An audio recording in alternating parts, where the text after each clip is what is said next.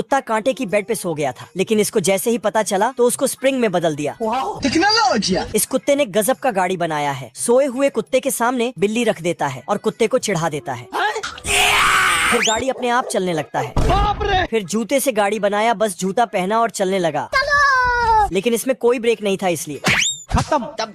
और इधर ये बच्चे लोग ने भी झूलने वाला गाड़ी बना दिया है। टेक्नोलॉजी। इस औरत ने तो रस्सी से कूदने वाला गाड़ी बना दिया है और इस कुत्ते ने तो हॉकी से ही गाड़ी बना डाला है। बड़े खतरनाक लोग हैं। गाड़ी रुकते ही एक झोरका मारा और सीधा ऑफिस पहुंच गया। अच्छा। और गाड़ी को पार्क किस तरह करता है? इस इलाके में एक ही आदमी पावरफुल है। फिर साला जॉगिंग करने से चलने वाला दूसरा गाड़ी बना दिया। घर पे चलो। इस कुत्ते ने तो हद ही पार कर दिया, साला सिर्फ रस्सी से गाड़ी बना डाला। तो किसी ने हवा भरकर चलने वाला गाड़ी बना डाला। ये झूलते हुए गाड़ी में जा रहा था, तभी पेड़ में झूल गया।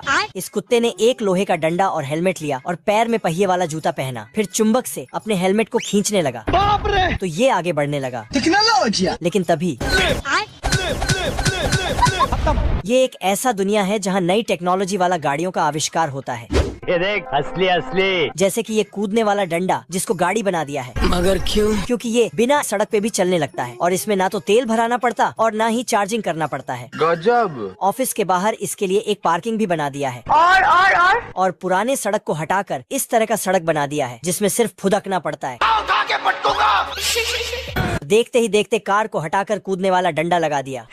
अगर बारिश होने लगे तो इसमें एक बटन को दबाते ही छतरी निकल जाता है। साला ये कुत्ता तेजी से फुदक कर जाता है तो पुलिस वाला उसके पीछे पड़ जाता है। साला शहर के सब कुत्ते लोग अब डंडा से फुदकते हुए काम करने लगते हैं, जिससे सुबह शाम सारे कुत्ते फुदकते ही रहते हैं। खरगोश के घर में हवाई जहाज खड़ा कर देता है तो खरगोश निकलता है और सीधा हवाई जहाज में चढ़ जाता है। लेकिन जहाज पे कोई नहीं दिखने के कारण साले को छोड़ूंगा नहीं। खरगोश जाके पायलट के सीट में बैठ जाता है और जहाज उड़ाने का नाटक करने लगता है। तभी इधर से डाकू मुच्छड़ सिंह बहुत सारा पैसा चोरी करके भाग जाता है और ये सीधा हवाई जहाज पे चढ़ जाता है। कौन है बे? और खरगोश को पिस्तौल दिखा के जहाज उड़ाने को बोलता है, लेकिन खरगोश बोलता मैं उड़ा नहीं सकता है। पर डाकू मुच्छड़ सिंह मानता ही नहीं। वरना तेरे को डर नहीं लगता? अब बताओ मैं क्या करूं? साला इतना सारा बटन देख के खरगोश को कुछ समझ में नहीं आया, तो जो मन से बटन दबाकर प्लेन को चला दिया, लेकिन गाड़ियों वाला रोड पर। तभी एक बिल्डिंग सामने आता है तो मुच्छड़ सिंह साला खरगोश हवाई जहाज को चांद की तरफ ले गया और अचानक नीचे की तरफ मोड़ दिया। तो डाकू मुच्छड़ सिंह खरगोश के पास आता है। ऐसा मत करो मेरी जान। खरगोश जहाज उड़ाने का किताब पढ़ रहा था। बाप रे। मुच्छड़ सिंह देखता है कि जहाज जमीन से टकराने वाला है, पर खरगोश जहाज उड़ाने का किताब पढ़ने में बिजी था तो उस पे पिस्तौल सटा दिया। खरगोश पड़े हुए चीज को याद कर रहा था, पर मुच्छड़ सिंह देखता है कि जहाज जमीन में गिरने वाला है तो बोलता है अब तो रोक ले, लेकिन खरगोश बोलता अबे याद तो होने दे तब ना रोकेंगे। और खरगोश गाजर चबाने में लग गया और मुच्छड़ सिंह गेंद खेलने में लग गया। बाप रे। फिर मुच्छड़ सिंह नीचे देख के आता है और खरगोश से हाथ जोड़कर जहाज रोकने को बोलता है। मैं तुम्हारे बाप का नौकर नहीं। लेकिन खरगोश मना कर देता है। नहीं। पर दूसरे तरफ मोड़ लिया। हाँ भाई सुन ना, सामान लेके पहुँच और बंदे लोग को भी कॉल कर दे। और खरगोश वहाँ से चला जाता है। अरे रुक जा। तो मुच्छड़ सिंह पिस्तौल लेके खरगोश को बोलता है जा जहाज उड़ा। तो खरगोश बोलता खुद ही उड़ा ले और किताब नीचे फेंक देता है। तो साला मुच्छड़ भी उसके पीछे चला जाता है। बाप रे। फिर वापस आता है लेकिन दूसरे साइड से निकल जाता है। पर फिर वापस आके खरगोश को पिस्तौल दिखाता। अब तू गया बेटा। तो इसको लो भैया। साला फिर से वापस आ जाता है। इस बार जहाज की रोकने बोला तो खरगोश हैंडल उठा के बाहर फेंक देता है।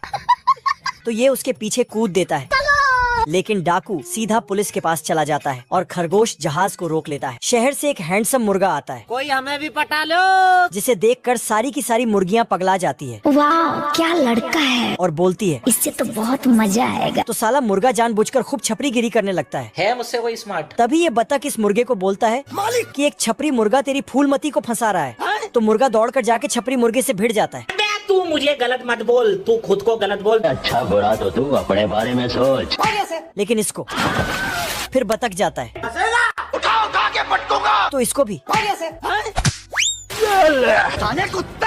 मुर्गा और बतख जाके एक धमाकेदार प्लान बनाता है। बतख को बोलता है तुम ये लोमड़े का कॉस्ट्यूम पहनकर मुर्गियों को पकड़ना और मैं सबको बचा लूंगा, फिर फूलमती मेरी हो जाएगी। लेकिन छपरी मुर्गा सब सुन लेता है।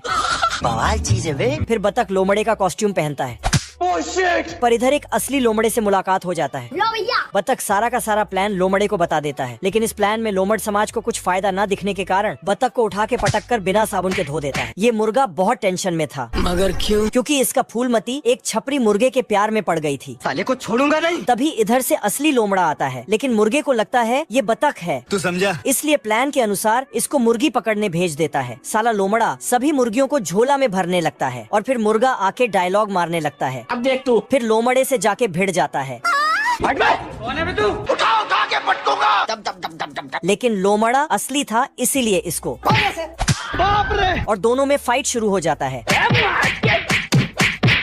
मुंह से निकल गई, मेरी जबान टूट गई। तो फिर से धो डालता है। छपरी मुर्गा को लगता है कि ये कोई नाटक चल रहा है, फिर ये भी लोमड़े से भिड़ जाता है। अब तू गया देख, तेरी औकात मैं दिखाता हूँ तुझे। लेकिन इसी बीच नकली लोमड़ा मतलब बतख यहाँ पर आ जाता है। तू मेरा वो दोस्त है मेरे भाई। अरे दादा रे। साला छपरी मुर्गा का सारा छपरीगिरी निकल जाता है। फिर लोमड़ा मुर्गे के पीछे पड़ गया। तभी दूसरा मुर्गा यहाँ पहुँचता है और अपने प्लान को अंजाम देता है। खत्म। फिर तो फूलमती के साथ साथ सभी मुर्गियाँ इसके दीवाने हो जाते हैं। मजा आ गया भाई। ये मछली हवा में उड़ने लगता है और मैं आसमान की ऊंचाइयों में। लेकिन तुरंत नीचे गिर पड़ता है। तो बगुले के पूंछ पकड़कर देर तक उड़ता है, लेकिन बगुला इसको धक्के मार के भगा देता है। तो मछली गिरते हुए जाके व्हेल मछली पे टपक जाता है। तभी व्हेल मछली अपना मोटर चालू कर देता है। बाप रे। फिर अपने दम पर उड़ने लगता है, लेकिन दो पक्षी इसको उड़ते हुए देख लेता है तो इनका हालत खराब हो जाता है ओ भाई ये क्या है? और डर के मारे बादल में घुस जाता है। ठीक है समझिया। फिर मछली उड़ते हुए जाके चिड़ियों के साथ बैठ जाता है, लेकिन इसको देख के सब भाग जाता है। पर एक छोटा चिड़िया भी इसका मम्मी आके इसको खींच के ले जाती है और घोंसले में डाल के चेन बंद करके वहाँ से दूर चली जाती है। लेकिन एक बार वापस आके तो मछली पानी में टपक जाती है, जहाँ इसके गांव वाले मछली मिल जाते हैं।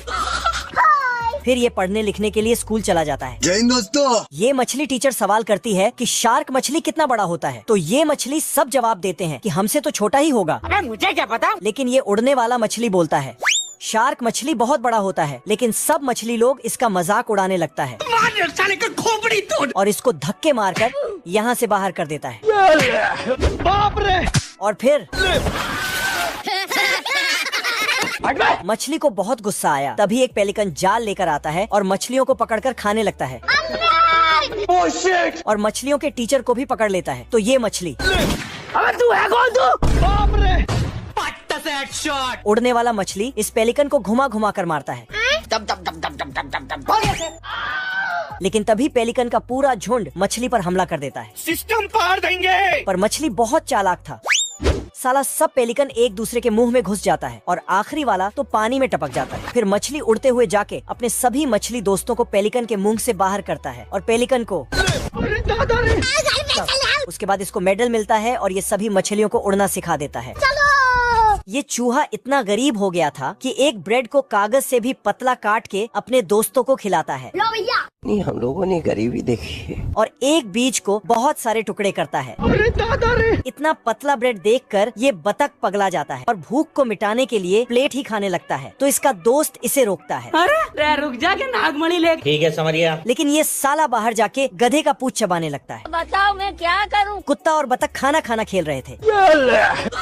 तभी चूहा बतख को खुश करने के लिए बाजार से एक गिफ्ट लाता है। ये देख असली असली। साले तू। लेकिन बतख उसको फेंक देता है, जिसमें कुछ जादुई बीज थे। Oh shit. रात होते ही उस जादुई बीज से बहुत बड़ा पौधा निकलने लगा। सिस्टम पार देंगे। पौधा इतना बड़ा निकला कि इनका घर ऊपर आसमान में ले जाता है। बाप रे। तीनों ऊपर पहुंचते ही खुशी से नाचने लगते हैं। पर यहाँ हर चीज इन तीनों से बहुत बड़ा था। फिर भी ये गिरते पड़ते आगे बढ़ता है। ये मच्छर इनके तरफ आ रहे थे, पर तभी उसे मछली खा जाती है। बाप रे। इधर उधर भागते भागते एक बड़े से सीढ़ी से टकरा जाता है। ओ भाई ये क्या है? तो बतख, चूहा और कुत्ता तीनों एक दूसरे के मदद करते हुए एक बड़े से घर के अंदर घुसता है, जहाँ बहुत सारे अच्छे अच्छे खाना रखा था। फिर तो ये तीनों ऊपर चढ़कर फ्री फोकट का खाना खाने लगे। अरे रुक जा। लेकिन ये कुत्ता तभी इस संदूक में एक खूबसूरत सी संगीत वाली लड़की दिखती है। तो ये तीनों इसमें झांकने लगता है। अरे बाप हो बाप। तभी यहाँ पर एक दानव का बच्चा खाना खाने के लिए आता है। आज तो मजा आने वाला है। तो डर के मारे सब खाना में ही छिप जाता है।